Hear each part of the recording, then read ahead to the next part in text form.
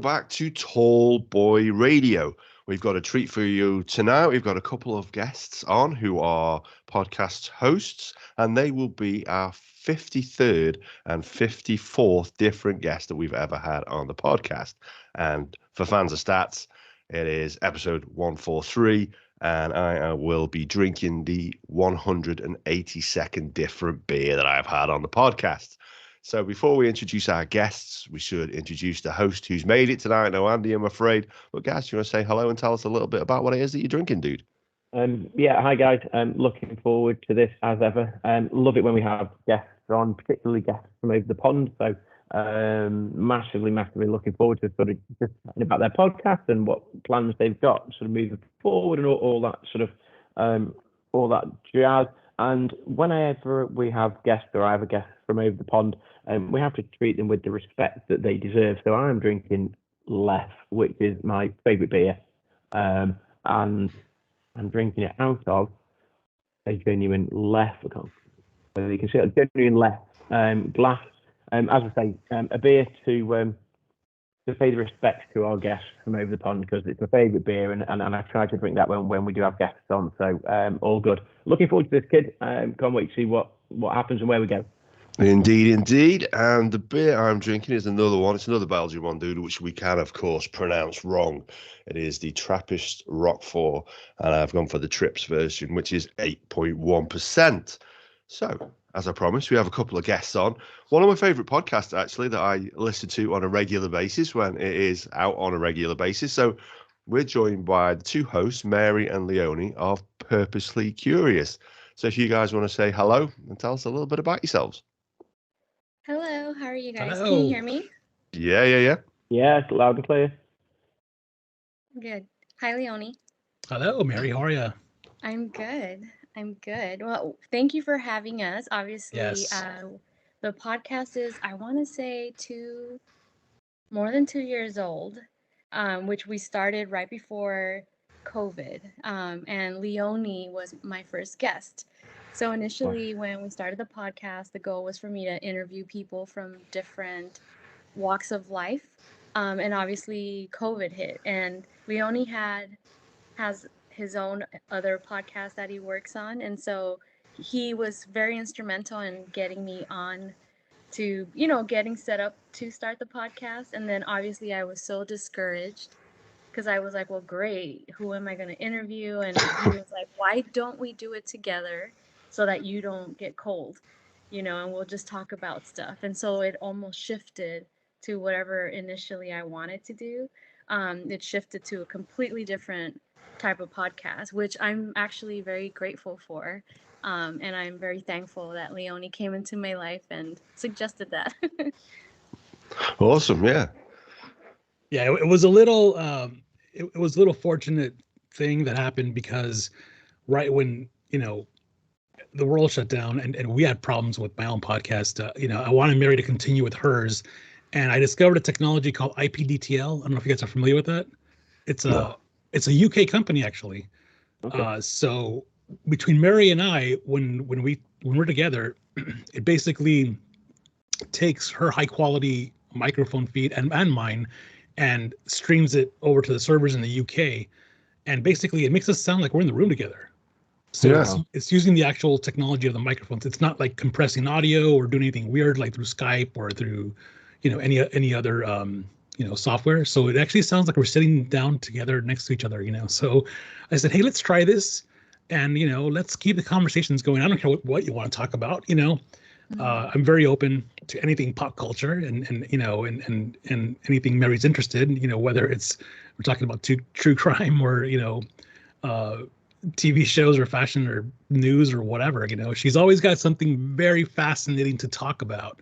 So we continued it that way, and it actually was a good thing for both of us. It kept us busy. It kept our minds off of what's the world that was burning and from going crazy. So I'm very grateful that she let me come along for the ride, and we've always had good conversations, and I'm always appreciative of her time and just the fact that that we're able to do this and carry on and just have fun with it.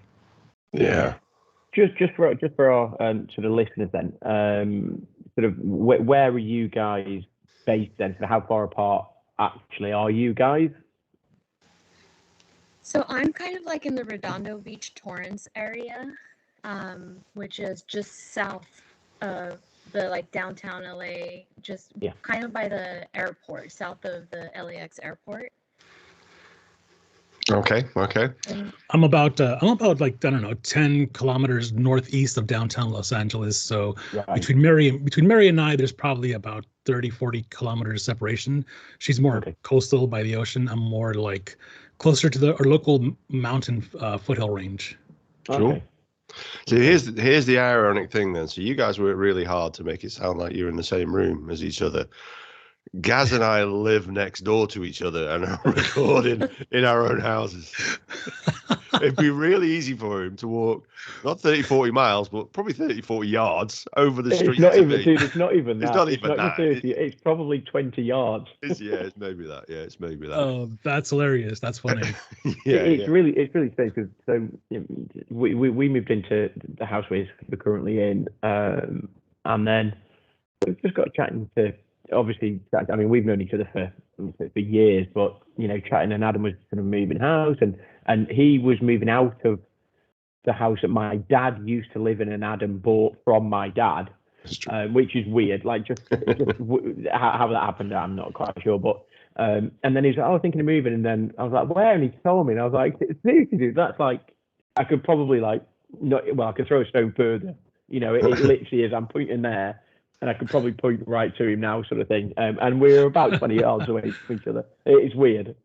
Yeah, it is. And yet we still don't record in the same room. We have done a few times. We've tried. We have done a few times, haven't we? Yeah. The last time we did it, we guested on another podcast out of Niagara Falls in New York, and Gaz got absolutely whammo drunk. Yeah, it's your fault. That's what it was. It took about 10 minutes to walk home, and I'm not sure his wife would let us do that again.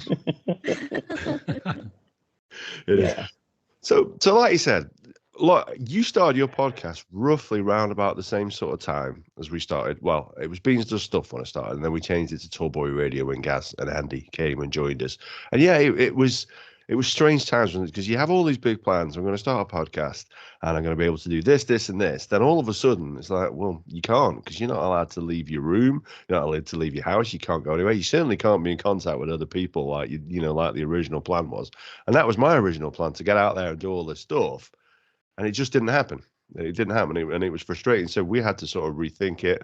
And this is why we do this now. And actually, it's wonderful because it's opened us up. We've spoken to so many people all around the globe. A lot of American podcast hosts that we've had on here as well. So we really, really appreciate you doing this at midday LA time.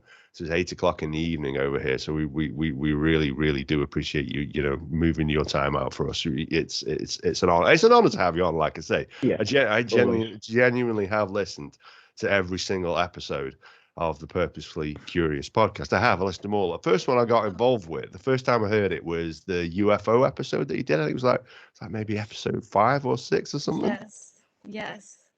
Yes. So I love that one. And then I went back and listened to some of the others, and I'm definitely not Latino enough. I'll tell you that for a fact. There's no Latino with me. So that was the next one I listened to. But no, I've listened to them all. And like you say, you touched on a whole load of things. And to be honest, I've wound Gaz up a little bit because I've told him about the cocktail Q&A that you do. And I led him to believe you're going to come on and ask us a whole load of personal questions that we wouldn't want to answer. So I think he's quite relieved right now. I'm extremely relieved. I'll be honest. I don't really get nervous, but I was a little nervous about what was coming our way. But I'm pleased to know that isn't the case now. So we're all good. We're all good. Yeah.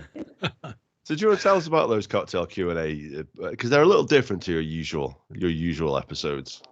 Yeah, so what it was is obviously I haven't put out an episode in like 2 months right now because I switched jobs, so I've been transitioning. But it almost came where I had all these ideas of what I wanted to talk about, and then that one came because I didn't know what to talk about that week. Yeah. So I just said, "Hey, Leonie, what if we do like a Q&A?" And I just get on Instagram and say, anyone have questions? And, I'm sure like people are just submitting questions and, people will be silly, but I was like, we're going to answer them. But I was having like a glass of prosecco. So, you know, you can see, like, at least I don't know about Leone, but I could see my like deterioration as the episode kept recording, like of me answering the questions. So I really enjoyed it, and it was just very not scripted. I mean, it flowed pretty well, and it was just like answering questions that maybe we were uncomfortable answering, or, you know, just random questions. So I really enjoyed it. I think the last two that we did, or the last one that we did, I had tea instead, because I was like, okay, you know, like once you have a drink, you keep drinking and stuff. So Yeah. That's what we do. Yeah, that's what we do. The tea episode was a little boring, so go back to the alcohol, Mary. I know, we should do one then, and I'll make sure to bring the prosecco back. Right. Yeah. So just before we talk about Purposely Goers, I think, you know, we've got Leone on, so I think we need to talk a little bit about your podcast as well, dude, the Boo Crew. So, Gaz, have you had a chance to listen to it yet? I haven't yet. No, I apologize. I haven't yet, but it is one that it's definitely on my list. Like, I'm scrolling through. Adam sort of gets so many guests that I'm sort of trawling through like a backlog of like loads and loads of podcasts from loads and loads of different people and loads of guests. So it isn't one that I've got round to yet, but I absolutely 100% promise that I will get round to it.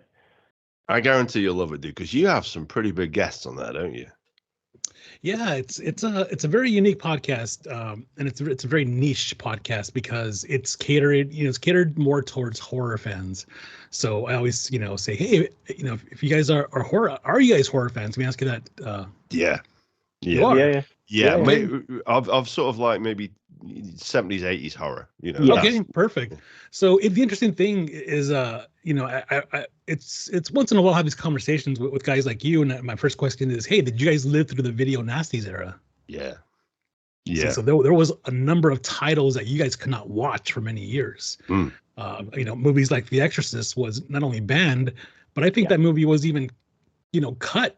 So you guys probably didn't see the full movie until, I don't know, the 90s or 2000s, I think, right? I mean, it's been, you know. Mary Whitehouse really stopped us, didn't she? Mary Whitehouse was the lady who was sort of pivotal in getting all those sort of movies banned here in the UK. And that's amazing. There was a movement into, and whether or not they would be classed as sort of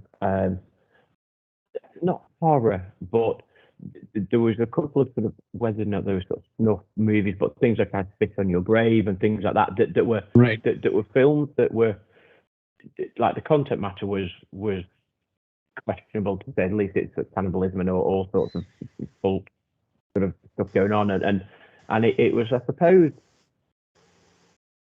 one of the forerunners of like almost like lost footage, lost video evidence of it, and it fell into that. Is it a, you know, was it real, or was it just made to look real, sort of thing? But there was a whole sort of furor about, you know, is this film going to be released, and it eventually was, and I'll be honest, I've seen it, you know, a couple of them, and it isn't pleasant, but the whole exorcism thing and the whole sort of we didn't really get that, did we, till probably was. I mean, I don't know how long ago after it was first released, but there was definitely a swell of movement to get it released.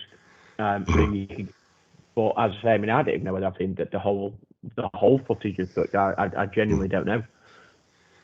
Yeah, it's interesting. So, you know, the podcast, we started it about 5 years ago, and we started it for fun because my friends and I would go to the movie theater in Hollywood. None of us live in Hollywood, but we're about 7 kilometers away from Hollywood. So we'd go to Hollywood and watch a movie, and then after the movie, we'd spend time outside the theater talking about the movie. And it says, hey guys, we should just do a show where we talk about movies and stuff, you know. And then the idea quickly expanded to like, hey, we should have guests, and who can we talk to, you know? So we started a list of guests, right? And it says, you know, wouldn't it be amazing if we could talk to this person, that person about this movie? And the next thing you know, it's like, well, now we're up to like 354 episodes. And we've talked to quite a number of people, and our most recent guest has been Jamie Lee Curtis because of Halloween Ends, just started in theaters. That's like amazing. Isn't it? That is incredible. It's mind that does. So we've been lucky because most of these guests have been in studio. We have a really cool podcast studio that was built, you know, for the podcast. and it's out of a home. It's a secret. It's a secret like panic room almost, through a bookcase. Like you have to tilt the book and the bookcase opens up, and wow, incredible. It's an experience, But yeah, through the pandemic, unfortunately, everything's been over Zoom, and it's been tough for me because it takes me out of the equation very easily. I have to use that technology that IPDTL is telling you about, and it puts me at a 2-second delay. Right. So I can't engage in real-time conversation. So it's kind of like one of those like, hey guys, what's going, and then you answer, then I'm like, what'd you say? No, okay, well, and then it's like you're talking over each other, and it's just kind of like, okay.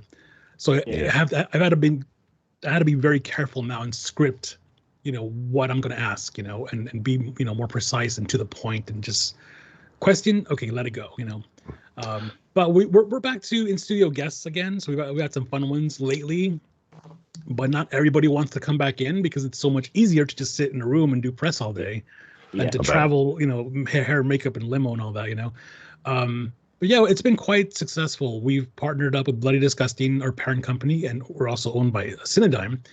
And just these last couple of weeks, they put a movie in the theater called Terrifier 2. Okay. Yeah. And I think it's about to open in the UK pretty soon here. It's going to have a limited theatrical release. It is the most extreme movie you will see, since like the Video Nasties era. Okay. Well, like a movie like The Last House on the Left, one of Wes Craven's first movies, stuff like that, It's a killer clown slasher movie, and it's completely uncut. And the director, his name is Damien Leone. We share the same name almost, but what's your name? He's a visual effects guy, and I'm sorry, not a visual. He's a practical effects guy. So like if you needed like a torn hand or a scarred face or whatever, that's the kind of guy he's an expert in. He decided to make his own movie a few years ago and make a new iconic horror character, which is this killer clown on Halloween night. And this clown does not talk, so it's not like Pennywise, he does not talk. He just goes around, he just murders people. It's very, very brutal, but the movie is making history here in the U.S.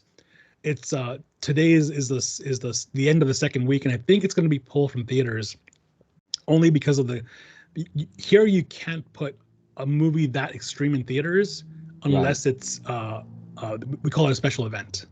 Okay. So we can only say, hey, special event, this week, next week, we can't say, hey, it's in full, full release, so it's been a challenge, but it's making money. I mean, the movie only cost like $200,000 to make, and it's already made $2.3 million.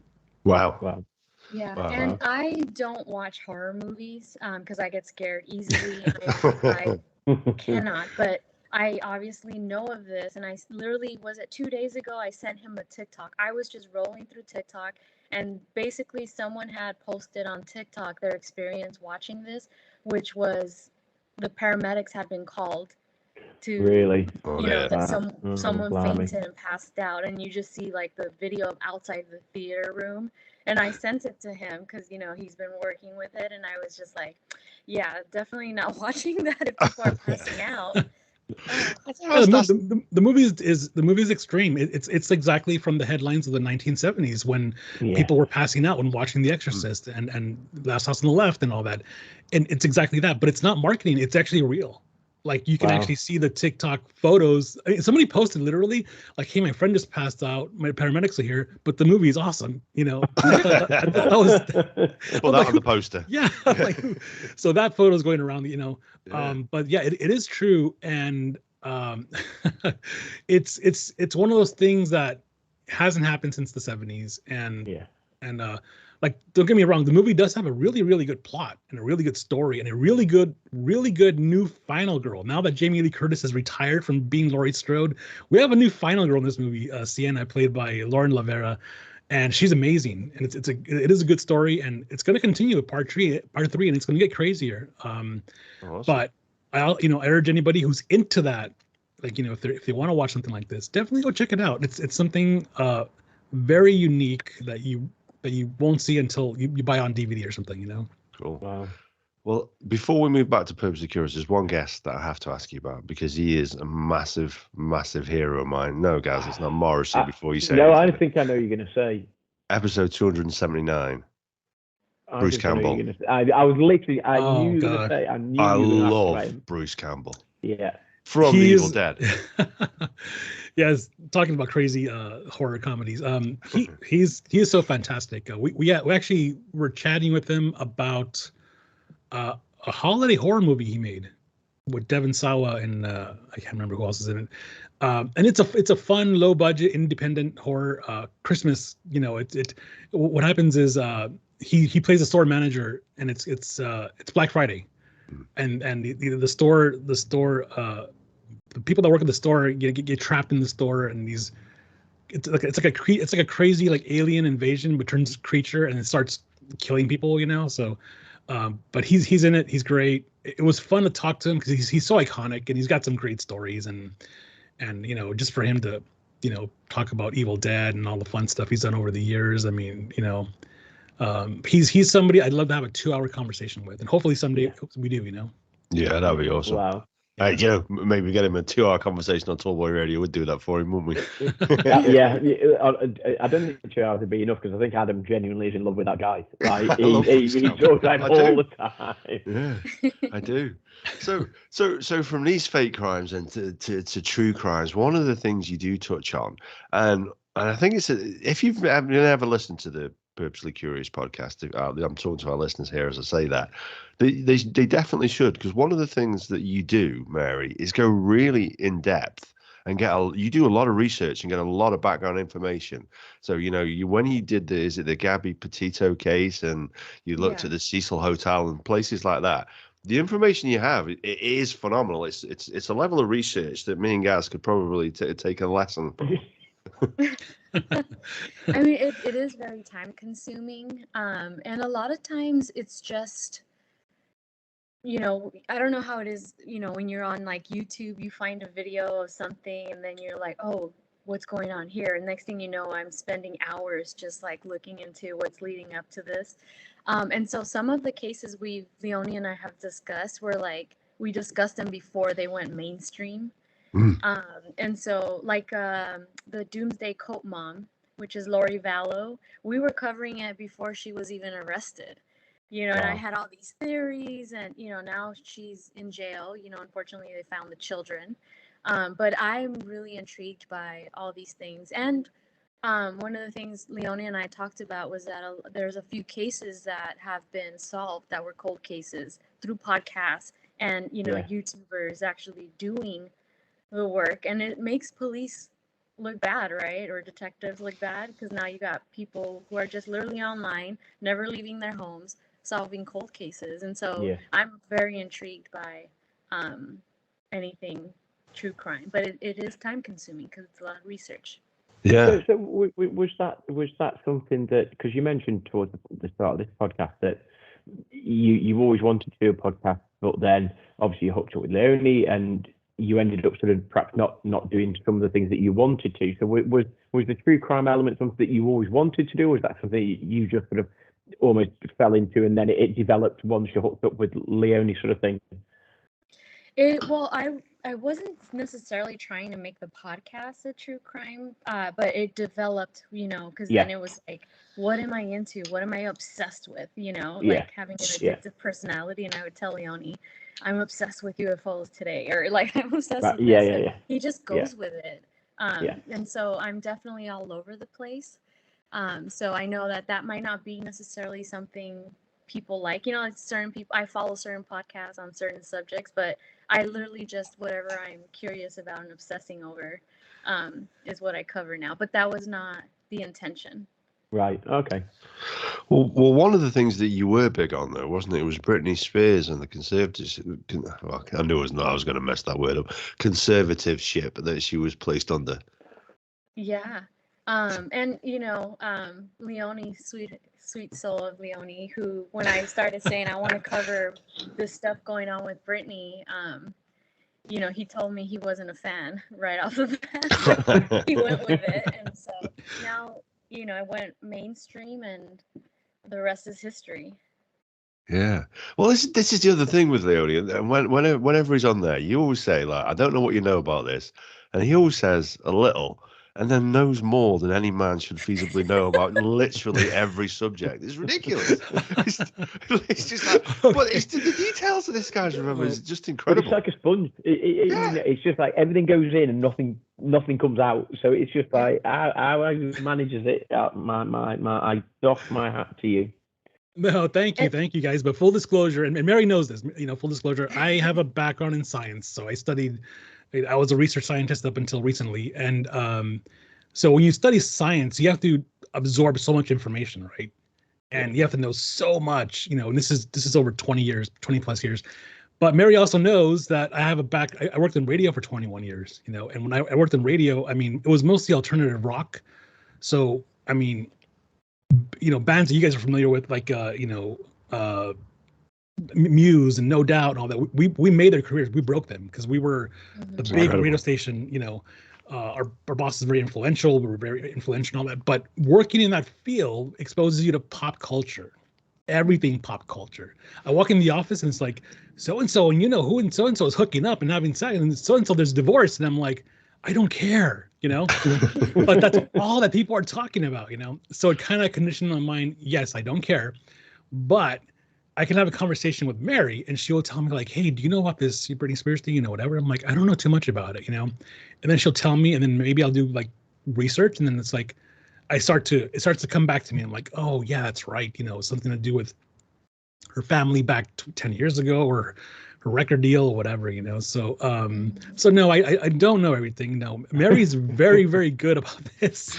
She does a lot of great research, and I just, try to help supplement the conversation, to engage in, because there's a lot I don't know, and I always ask her like, well, what if this, or why didn't this happen, or explain this to me, and she's very good about it, like we're not lawyers, but she can explain legal things to me, and I'm like, wow, that makes sense, and so yeah, we have a good time with it. Yeah, like yourself, I'm not a big fan of Britney Spears either, but I found myself hooked just listening to the background, and I started, then I started. I didn't follow her on Instagram or nothing, but I started flicking through some of her posts and stuff just to see the stuff that she was putting out there.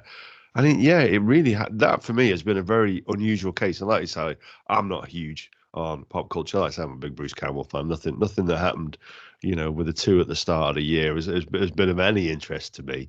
So stuff like that I found interesting because I've learned a little bit about it. And the other one that you covered pretty in depth as well was Amber Heard and Johnny Depp. And actually, gave a really, really fair appraisal of that as well, I thought as well. Yeah, so that's one of the things I've heard from listeners, is that I would be covering stuff, and then they would hear about it like a year later, and then be like, oh, we're covering this like a year or 2 years ago, because a lot of, literally, it's YouTube University.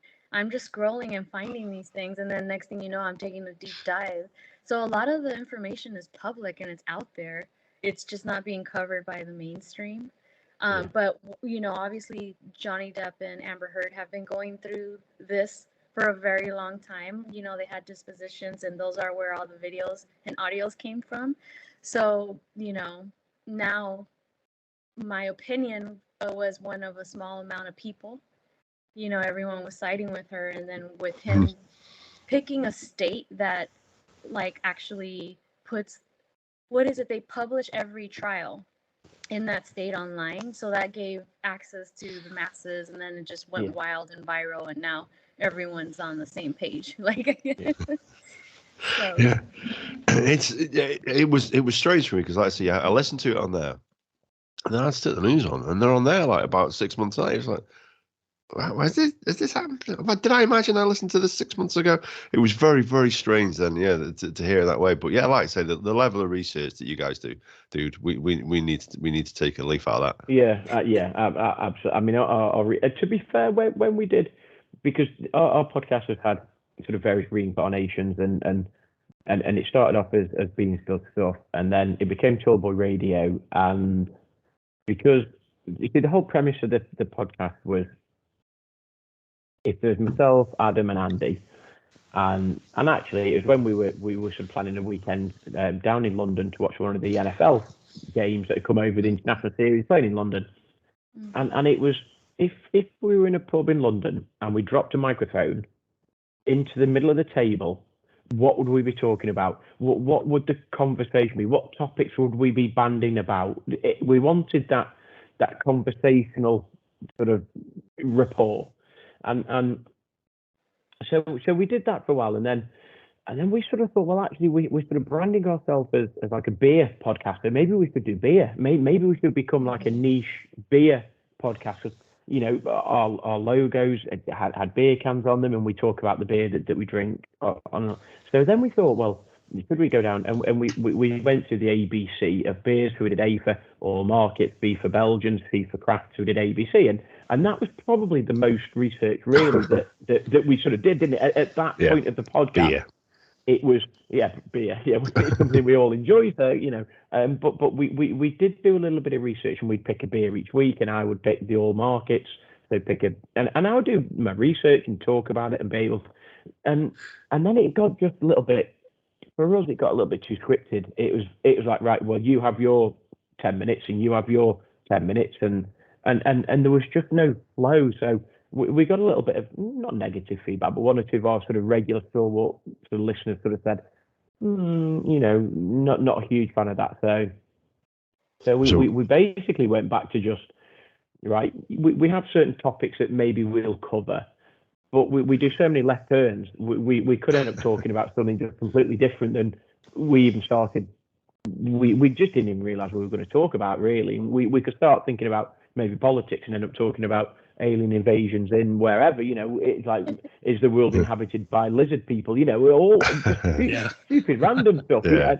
But that's what we do, because it's very conversational. It very much flows. We haven't really got a script that we want to go through, and that was our sort of, that was our premise, and that's what we tried to engage with. But in terms of sort of, going back to research, we only really did a little bit of research when we did the beer stuff. I mean, Adam does loads. I'll be honest. He's mission research guy. I just bounced off him, really, I suppose. You know, he's I suppose. You know, it's something very interesting. Some facts and figures. It's something very interesting. You mentioned that is, it makes me think that people love personalities. You know. So the fact that, you know, like you said, you could drop a mic in a pub and just have a conversation, people are drawn to that. And you know, that's one of the things Mary said, hey, let's do a Q&A, you know, cocktail conversation. And it's just like, yeah, I'm up for it, because, you know, I know her, I trust her, she knows me. And, you know, sure, there's certain things we're not going to talk about. But we had fun conversations with those, you know, and the fact that I want to know what those things are, though. I want to know what the things you're not going to talk about are. I want to know all the stuff I said they'd be asking, all that kind of stuff. Yeah. Right. But see, people are drawn to that, you know, because it doesn't matter what podcast you have, right? Same thing with my horror podcast. It doesn't matter if we talk about movies or celebrities; they don't care. But they want to hear what I did Friday night. They want to hear about my incident outside with my neighbor or whatever, you know, or something funny, something random, going out to a pub, having, you know, sharing pints or whatever, you know. It's like people are drawn to that. So the fact that you guys are doing that, you know, it says a lot. People want to be a part of that conversation, because when they hear you on the podcast, they feel like they're a part of the conversation. And they're like, oh man, these guys, okay, talking about some new beer recommendations, you know, fantastic. You know, their team lost, they suck this year, you know, whatever, you know, and you know, so wherever the conversation goes, they feel like they're a part of it. They feel inclusive. That's the word, you know, and that's one thing, you know, Mary does very, very well. And, you know, I don't care what topic she picks. She knows I'm going to join her for it. And, you know, and if we talk about our personal lives or not, you know, we have a good time with it. But we also, we you know, she's always sending me screenshots of people, you know, what people say. And they're always intrigued by some story she told, or some story I told, or something, you know, that, you know, about our lives. Because that's what people want to hear. They don't want to hear. Yeah. They want to feel like they're part of it. And I think with you guys, they do feel that way. So keep doing it. Keep doing it. Yeah, I Oh, appreciate that. Appreciate that. Thank you. We hope so, don't we? We do hope so. And, generally that's the feedback we get. We do get the odd little bit of negative feedback from time to time, but ignore that stuff. Ignore it. Oh, no, exactly. Some of that's the best Just stuff. move on That's quite entertaining. It's really quite entertaining, some of the negative stuff. And actually, a lot of the people I know who listen to it, we've got a couple of regular listeners, and they'll drop me a message every week and just say, yeah, this bit didn't work for me, that bit didn't work for me. So, yeah, okay, I'll take that. But, it's always interesting. It's always interesting. The stuff that we're really, really super proud of that we thought was brilliant is the stuff that people don't generally like. But that's okay. That's okay. So it is incredible. Sorry, I'm just jumping in. No, go for it. Some of the episodes that we really enthused about it, and we think this is going to be brilliant, and we're going to talk about it. And actually, like the figures are like, I won't say they're bomb, but you say, oh, I wonder why that wasn't that popular. You can say that. They suck, and then other episodes where perhaps, and whether or not it is, they can tell we don't really know what we're on about, sort of thing, and we just make it up as we go along, and all of a sudden that's like a phenomenally successful episode. And we're like, it just doesn't make any sense. The ones that we genuinely think are going to do really well, I mean, some of them will, but then some really won't, and you're like, there's just no.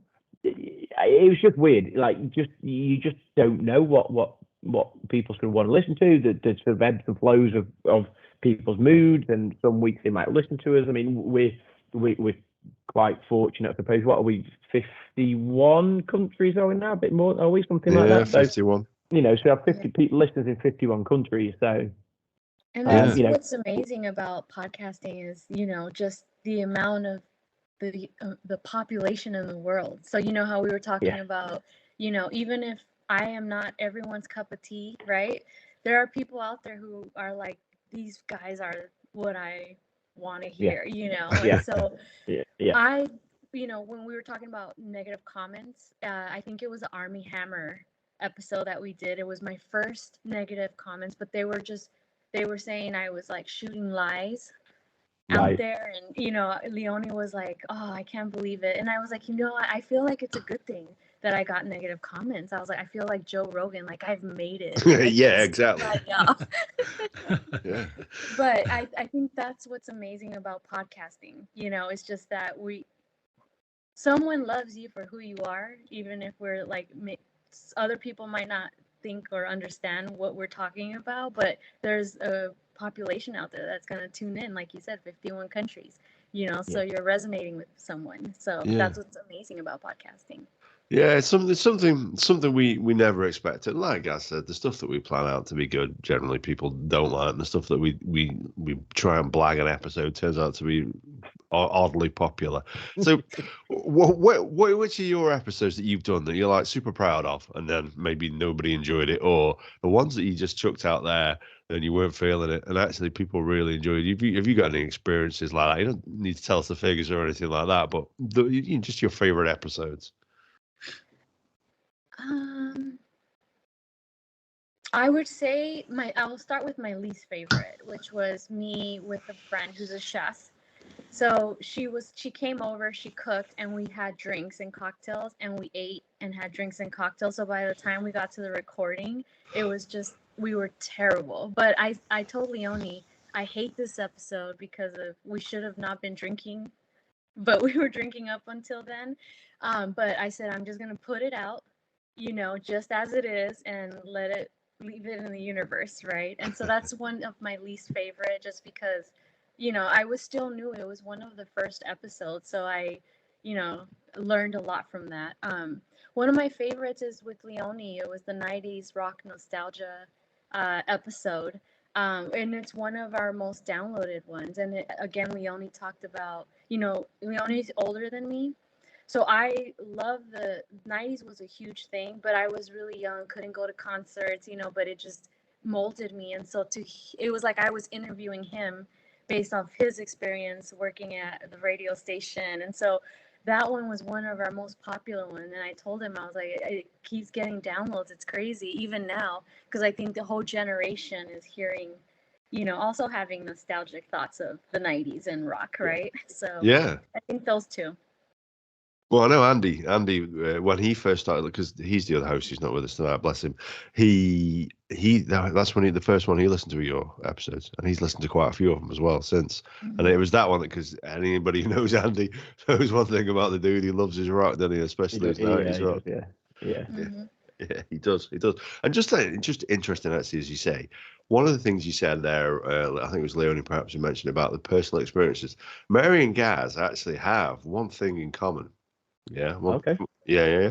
They had cycling incidents which ended in a very specific injury to a specific bone of the body. Mary, do you want to tell us about? Yeah, if you tell us about that, and Gaz will tell you how he one-upped your big style. Yeah. So I was in Mammoth, going down like a small little incline, not very fast, and I felt I took my hand off the bike, and then I felt the tires kind of like shaking, and I was like, oh crap, I'm gonna eat it right now. Fell forward, and I broke my clavicle bone in half, and it's the most painful thing I've ever felt. And so initially I didn't think it was fractured, but I couldn't even raise my hand without pain, couldn't dress myself. So I went to the doctor 2-3 days later, and I demanded an x-ray, and sure enough, it was cut in half. And I was like, well, that explains why I'm in so much pain. It's very painful, very, very painful. Yeah. Gaz, what did you do? Was yours such an innocent accident there, or were you showing off? You see, Adam likes to think I was showing off, and he doesn't know the full story. So I do know he was showing off. He probably doesn't know. So I work in I'm a deputy head of a small independent sort of private school, and all the pupils that come to our school have sort of certain needs, which means they can't be in mainstream education. So I was taking a couple of these kids off on an activity afternoon, and I was not riding on a bike. We took them to like a skate park, so there was like a bike track with jumps and this, that, and the other. So I'd gone down the track sort of 3 or 4 times prior to my accident, and this time I came down, and so you start on a start, and you used to come down like this, and there's a jump. So I took the jump as I'd done 3 or 4 times previously, and mustn't have carried quite enough speed. And as I went over the jump, my back wheel basically pitched on top of the jump, and it just pitched me forward. So I sort of come down and landed sort of basically on my shoulder, and so I popped a couple of sort of ribs and cracked a couple of ribs and stuff, and then I'm sort of on my all fours, and I knew, I don't know about you, Mary, but I knew I'd hurt it straight away. So I was like, this hurts. The 2 people that I was with came over, and excuse my French, they were pissing themselves laughing because, like, the deputy head of their school, they've just been taking, like, they've just, like, I've made their year, like when I was at school, if I'd have seen a teacher do that, I'd have been dining out on that forever. So and then I think they realised I'd actually hurt myself, because there was another guy that wasn't with our school, and he come over and goes, "Are you okay?" And I was like, "Just give me a minute," and I knew I'd done something straight away. So one of the kids said, "Gary, do you want me to take the bikes back to the van?" And I was like, "Yeah." And I don't know what it was. I don't know whether it happened with you, Mary, but adrenaline is such a wonderful thing, because my body just flooded with adrenaline, and I went into full-on teacher dad mode. And I thought, right, I've got these 2 kids. I've got to get them back to school, because they're about half an hour, 40 minutes away from school. Mm-hmm. I've got like we call it a minibus, but it's like a minibus, it's like a 7 or 8 seater, and I've got to drive them home. So I put the bikes in the back, get into the van, drive the van. I genuinely don't know how I did it. My shoulder is just in bits, and one of the lads who sat in front of me said, "Do you want me to do the gears for you?" And I was like, "Yeah, you might have to," because I literally just couldn't move my arm at all. Mm-hmm. And so I got back to school, and our science teacher is an ex-Special Forces PT instructor. And he took one look at me, my shoulders like this, I'm like so lopsided, like my shoulders not, and he was like, you need to go to hospital.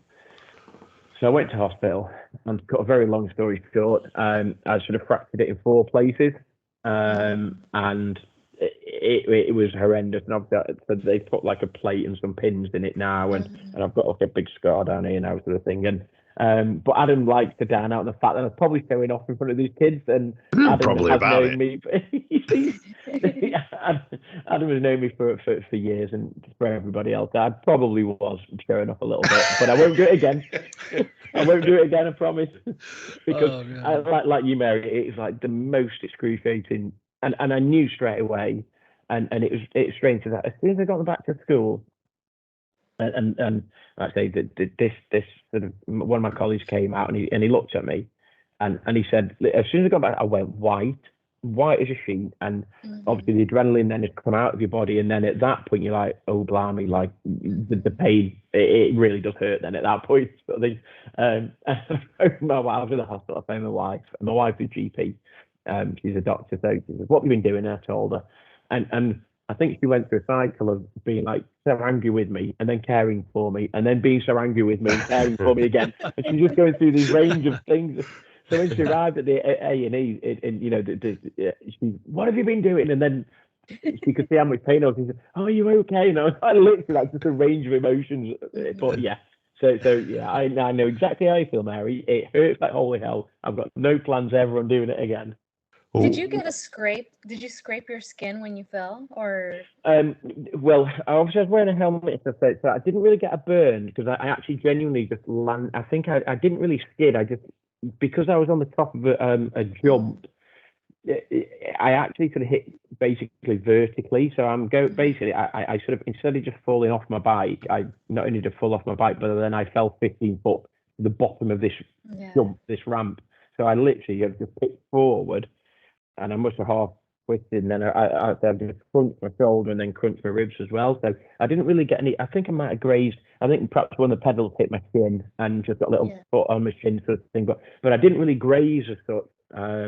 But yeah, it wasn't great. I'll be honest. Yeah. So mine was cut in half. Oh. Wow. Oh yeah. There you go. There's the X-ray. There you go. Yeah. Oh wow. Mine was cut in half completely. Really? So they did tell me that was a good thing, because if Right. I had kind of like what you had, I would have to have surgery. Yeah. But I did get I have a gnarly scar in the back now of my shoulder, Wow. because I guess I landed on the back and I was on the pavement for how long I don't know. So okay. now I have that scar. But yeah, it's very painful, and I hope no one else falls off their bikes. I don't know whether you can. I don't know whether you can possibly see that there. I'm not sure whether you can. But that was. Oh yeah. That was my shoulder there. Yeah, it was a mess. Wow. It was a mess. So that bit that I used there, that was a close up of it that we used as the episode artwork for the week because he did it. You know, I thought, yeah, he needs to be reminded of this because he takes the mickey out of me all the time for the dumb stuff I do. See, I don't know whether you can see that. So that's what it looks like. I don't know if you can quite see that. Blurry. Is it blurry? Okay, I don't know if you can. There you go. Yeah, so that's what it looks pinned like back together. Like back together, yeah. Like the Bionic Man, yeah, good as gold now. Look, good as gold. Wow. After those horror stories, one thing we have to talk about, you guys, we know in the US it's a big holiday, but you guys are big fans of Halloween, are you? What plans do you guys have for Halloween? Leone, I think he should start. I'm still trying to figure out my sexy costume. That's what it's all about here. It's about sexy costume. You want to be Freddy Krueger? No, you got to be sexy Freddy Krueger. Yeah. No, actually, God, it's been, for me personally, I haven't been to a Halloween party in years, like at least 3 years because of the pandemic, so that's changed. Those are usually the fun things. People always host a party. They're usually small things and they're fun. There's a ton of events here in Los Angeles. I mean, so many events, not just Universal Studios, horror nights and not Scary Farm and all that, but you have the Queen Mary and you have all these other events going on, and there's so much to do, here. But unfortunately, it's been pretty busy for me. I haven't been able to get out and do much. But I don't know what's gonna happen this year. I don't know if anybody is gonna host anything, and if so, I don't know what costume I'm gonna dress up as. But it's a big communal thing. It's a big fun thing. Even if you're not into the scary stuff, it doesn't matter. People just do it. People get involved, and it's a fun thing to do. Yeah. So are you guys saying that it's not that big over there?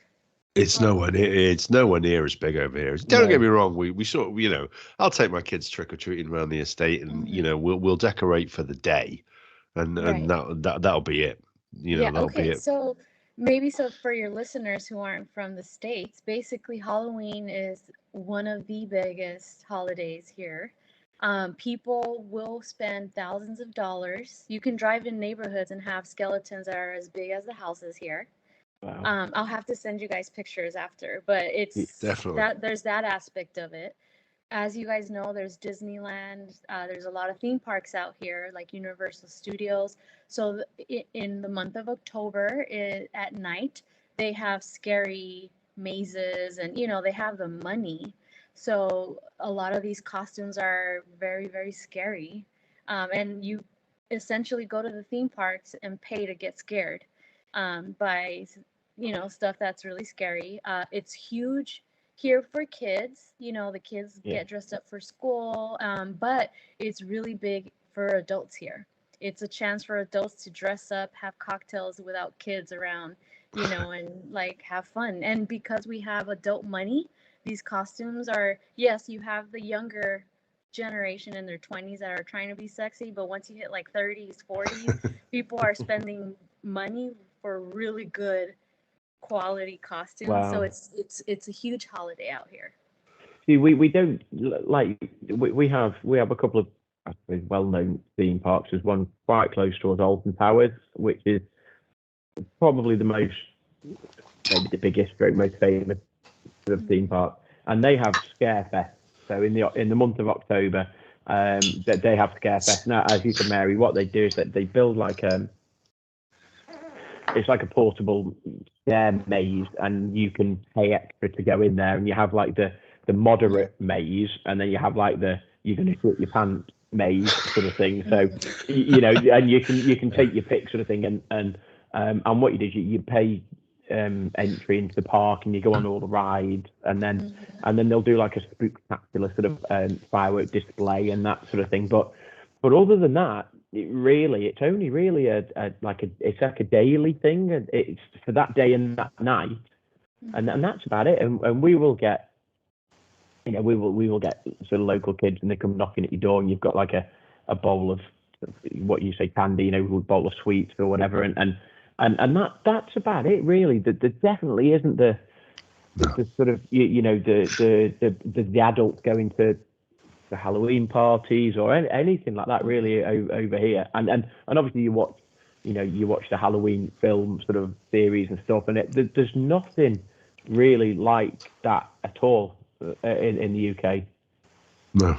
I'm really fascinated by that, because there's a lot of origins, that come from these countries, from Ireland and Scotland, the UK, that of course made into a lore here in the US, and that's what we celebrate, whether they're real or not, their stories are, but I'm really fascinated why it has not caught on over there.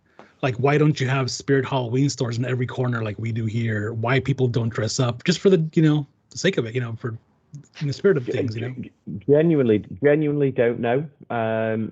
It is strange. It's something that, and we've had other, I say, Americanism. So we will have sort of, prom dates, and you have prom night for high school kids and primary school, and all of that, and lots of American influence. But the Halloween is definitely one that, and I don't even think it's growing. It's not something you think, years ago it wasn't that big, but now it's much bigger.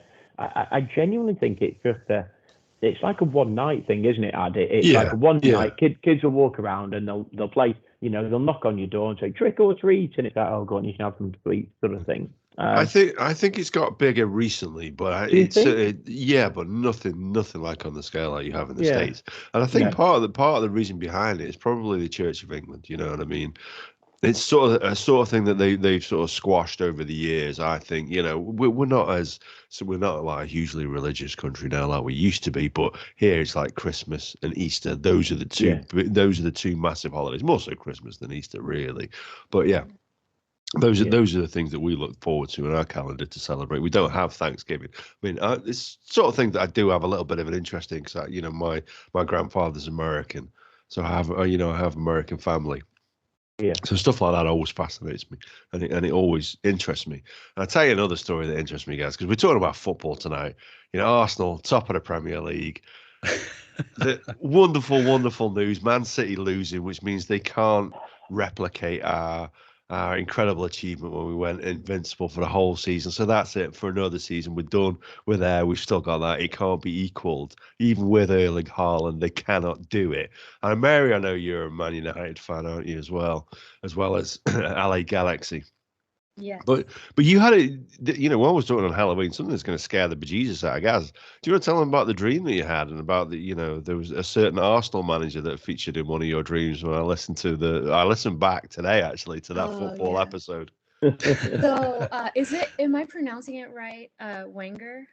Wenger. Arsene Wenger. Thank you. Yeah, Wenger, yeah. I'm always like, I don't think I'm pronouncing it right, but he was a coach of Arsenal. So I'm not obviously a United fan, but in my dream, I have a lot of vivid dreams, very lucid. I dream more than most people, but my dreams are everywhere. And I had an 8-year-old child with him. And so I woke up and I was like, what? With my boyfriend at the time, I was like, I had a dream that he was my baby daddy. Like, so whenever he would come on TV before he retired, I would be like, oh, there's my baby daddy. I was but it's such an odd dream. I mean, why would I be dreaming of being the mother of his 8-year-old child? Listen, you could do worse. Well, he's doing okay. He's still working in football, isn't he? Now he's head legend. Of something or other, some FIFA or UEFA or something or other. So he's still. But he actually he's and I will big him up a little bit. He was credited with really coming into the UK and sort of changing the philosophy of lots of football clubs, because there's a very big drinking culture. People would, they'd play and they'd go out for beer, and he brought in very much more strict diets and sort of regimes in terms of you don't drink and you don't do this the day before. And there were stories about, particular Arsenal players, that they would literally, if they're kicking off at 3:00 in the afternoon, they'd be in the pub at midday beforehand. Yeah. They'd have 3, 4, 5 pints and then go and play football, to a professional standard. That was the drinking culture. And he bless him, he came in and was basically credited with changing the whole regime of football. And then Man United under Alex Ferguson sort of followed that, and those two teams were huge, weren't they? When they went toe to toe. They were the two big teams, weren't they? So, huge. Yeah, huge. But yeah, let's not talk about football. No, we can while Arsenal are top of the league. But I'd be interested. The other thing that you're a champion of as well is reading, and books, and it's something that's. I've got 2 young kids. My kids are nearly. I've got a daughter who's nearly 6, and my son is 4 in May next year. So they're big on reading, and it's really important to me. Physical books, not just iPads and things like that. Right. So you're a big champion of that kind of thing as well, aren't you, Mary? Yes, I love reading, and it wasn't, I'm glad that they read at their age. I hated books at that age. I wanted nothing to do with it, and then it's somehow in my 20s, I just started reading, and then it was like, oh my God, where have I been? These books are amazing, and, I just add books to the list, and I just read them, and then I put my little reviews online, and I joke with Leonie, I was like, no one cares about my book reviews, but it makes me happy to put out my little feedback. But yeah, I love reading, and it's just using our imaginations. We get to imagine the characters the way we want, the scenes the way we want. And sometimes, you get really invested. I mean, everyone's watching Game of Thrones, right now, the spin-off show, House of Dragon, and, those come from books. So, I mean, it's just so many books out there that are waiting to be read, and so, yeah, I'm definitely a big fan of books. I'm a huge sort of Tolkien fan, huge Lord of the Rings fan, and I read the books years before, obviously, the films, and Peter Jackson brought it to life and all of that. And Mary, you're right, because I think Peter Jackson did such a wonderful job in acting. the only one I would have a slight disagreement with, and without going into too much detail, was the Sean Bean character, Boromir. Like, in the books, he's tall and dark, and then you've got Sean Bean. But other than him, every single character is the one that you imagine them to look like. And they did, and that's just a fascination with books. And I'd say, in my role now, I actively try and encourage to read, and we have something called an accelerated reader program. We have a program where we encourage kids to read, and when I read loads when I was growing up, didn't have a TV in my bedroom as a kid, and just read, start with your comics and then progressing to books and this, that, and the other. So, and I feel really lucky that was the case, because I think if I didn't develop my love for books then, I probably wouldn't read now. And I still read now. I'm 49 years old, and I still read, as much as I can. And it's so important, just because of your imagination, but also your understanding of different genres, different people, different places. Books are fascinating, absolutely fascinating. So, anybody that's out there that can encourage children and adults to read, I can't say more about that. That's such a good thing to do. Yeah. That's another thing that I've noticed is a lot of times people who used to write screenplays, right, for movies, the movie companies, and they're looking for books now to make into shows, to make into movies, and so a lot of times I'm like, oh, that was a book, I didn't know. And it's just amazing that all these books are, I assume a big majority of shows now are books, based on books, I think, at this point. Well, you only have to think, obviously Leonie mentioned it earlier, you look at Pennywise from It, and with Stephen King, and that character was a literary character before they were a screen character, and there's so many, as you say, screenplays now and movies and stuff that and it will say in the based upon the novel, George R.R. Martin for Game of Thrones and House of Dragon and all of that, and it's like, is it Song of Fire and Ice, if that's what it's called? So you look at all the screenplays now, and there's so much stuff out there, and you only have to look at quite a lot of really successful film and TV is actually literary based, which goes to show, the power of the written word. Yeah. Do you ever consider writing a book yourself? Have you got a book in you? The old statement goes that everybody has a book inside of them. I haven't considered, but I guess you can say I've thought about it, in the sense that, as you guys know, I'm a hospice nurse. So I work with the terminally ill. So I see a lot of crazy stuff. So I've thought about, maybe not writing a book, but I've thought like, oh, if people would hear these stories, or, see it on a TV show, they would be like, wow, that never happened. It's like, yeah, things like this do happen. So I have thought of it in that aspect, where I'm like, oh, there's definitely content in my career. Plus whatever antics we do outside in our personal life. It'd be like a good book or a good show, I think. Leo, surely with the guests that you've had on your podcast, surely there's got to be a semi-autobiographical sort of, these are the guests that we've spoken about, these are the funny stories I've come across. Surely there's a book in you somewhere. I'm sure there is, probably a very, very dark one, I'm sure.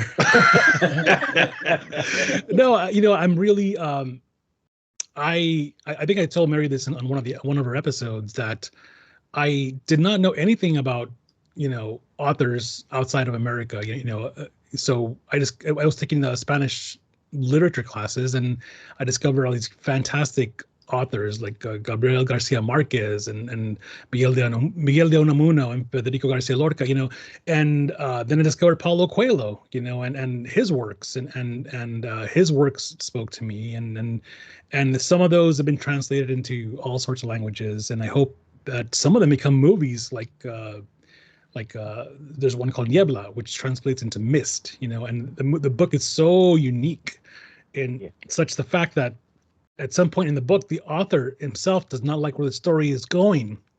So he puts himself as a character into the movie to change the outcome, So I thought this is wild, And this was written, years ago. This is nothing new, And then there's also a lot of stuff that's now being made into series or movies, as you guys said.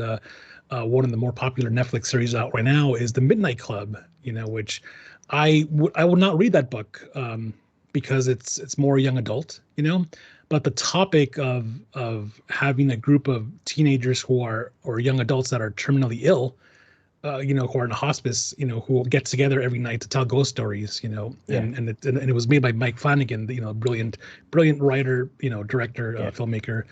It's on Netflix now, stuff like that, it makes me want to go back and read that book now, and like M. Night Shyamalan is about to release The Cabin at the End of the World. And that's another one of, I think it's Paul Tremblay, I think is the author. He wrote another book that I really enjoy, but it's like stuff like that I'm so thrilled that are now being made into series and movies. And, look, the idea is that it doesn't have to be genre for me. It could be, it could be rom-com, it could be drama, it could be heartache, it could be anything.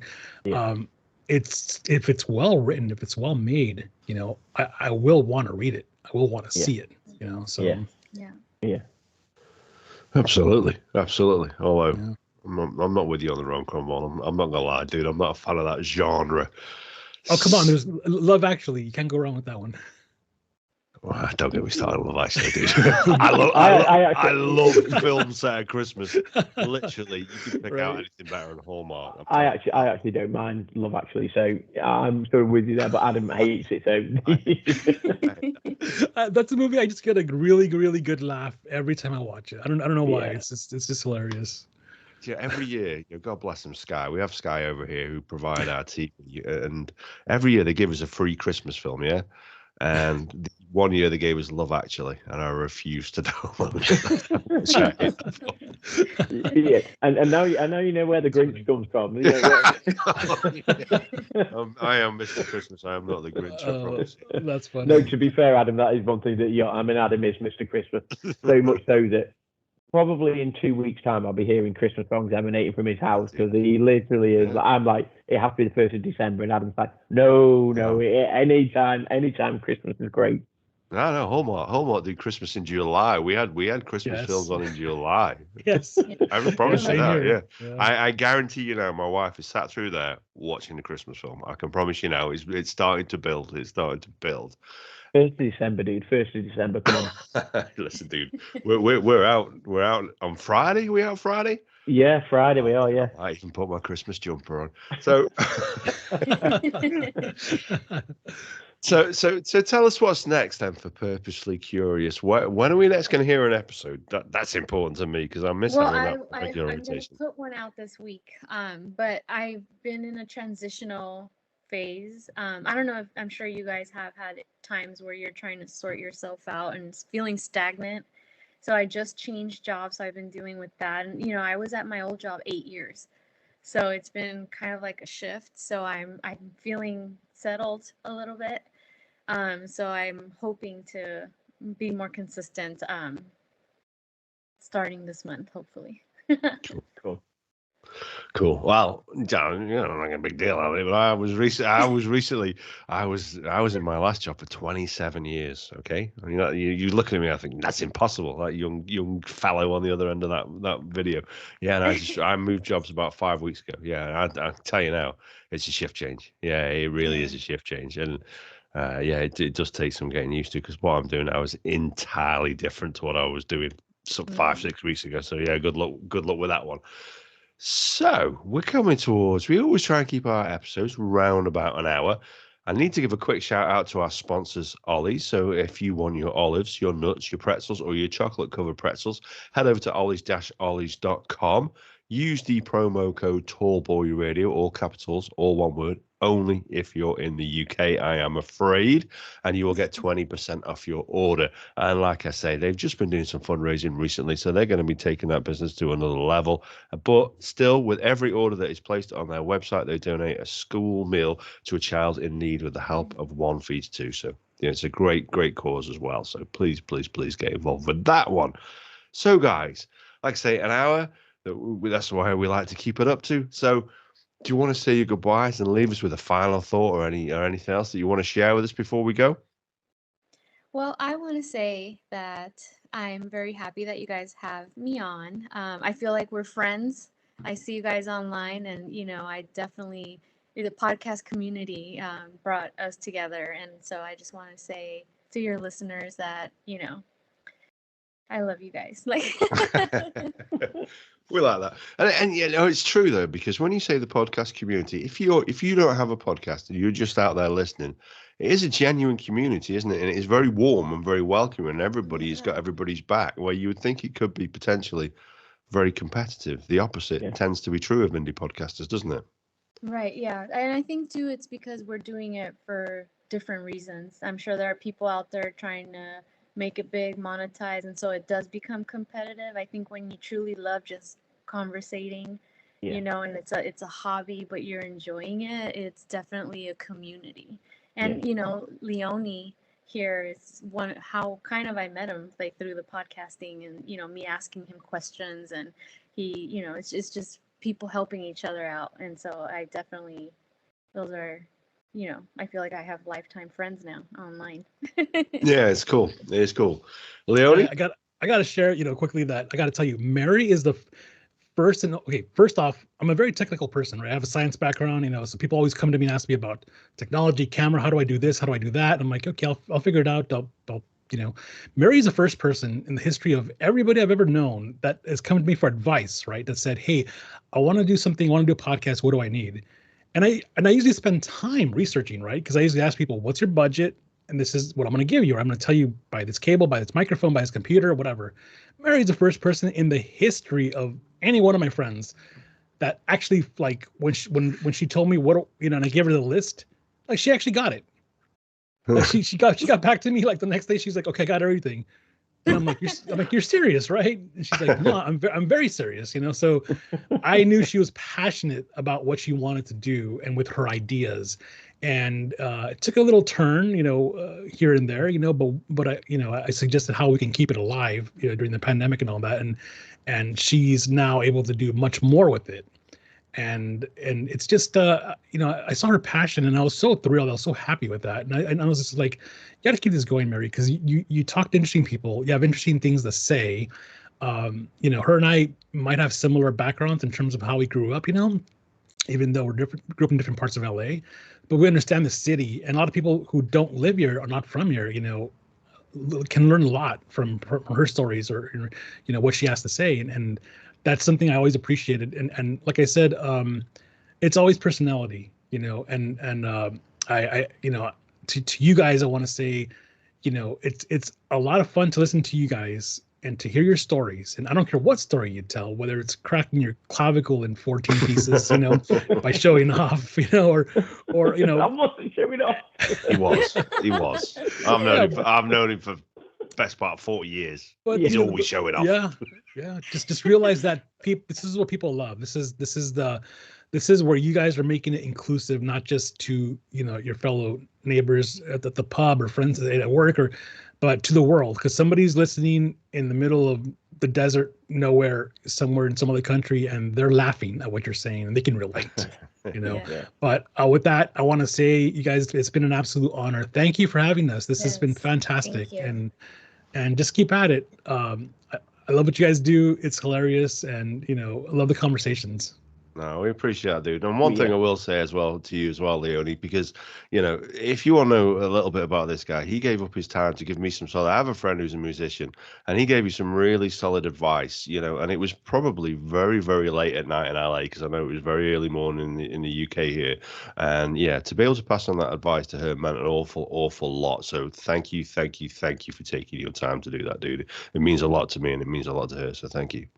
Oh, you're very much welcome. It's the very least I could do, and what I heard was a lot of talent. So I hope that they continue with it and do something with it, because that was something special. Yeah, she has an incredible voice. She does. She has an incredible voice. Gazza? I